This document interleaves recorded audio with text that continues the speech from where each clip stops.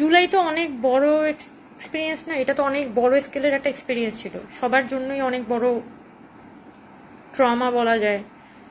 মানুষ যে এই পরিমাণ ফাইট করছে রাস্তায়, আনবিলিভেবল। আমি কিভাবে কিভাবে আমরা জুলাই আগস্টের ওই আন্দোলনটা পার করছি আমার এখনো অবাক লাগে। এবং আমাকে যদি কেউ জিজ্ঞেস করে যে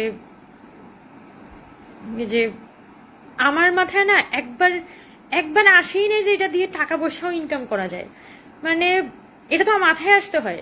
আমি মুখপাত্র হওয়ার পরে প্রথম আবিষ্কার করছি যে এইগুলা দিয়ে লোকজন আসলে নানান কিছু করতেছে, লাইক টেন্ডার বাণিজ্য করতেছে, তদবির বাণিজ্য করতেছে, ডিসি নিয়োগ করতেছে, তমুক জায়গায় তমুক অমুক কাজ, তমুক জায়গায় তমুক কাজ, এগুলো নাকি অহরহ করে বেড়াচ্ছে। এগুলো হচ্ছে আমি মুখপাত্র হিসেবে যাওয়ার পর জানতে পারছি। তার আগ পর্যন্ত আমার না এগুলো নিয়ে আইডিয়া ছিল না যে এগুলো আসলে করাও যাইতে পারে।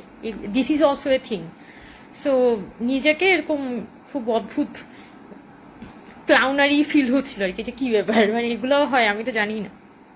তো কারণ আমাদের আসলে কখনো দরকারই হয় না, আমার কখন মাথায় আসে না যে এগুলোতে টাকা পয়সা ইনকাম করা যায়। কারণ জুলাই আগস্ট তো একটা লিভড এক্সপিরিয়েন্স।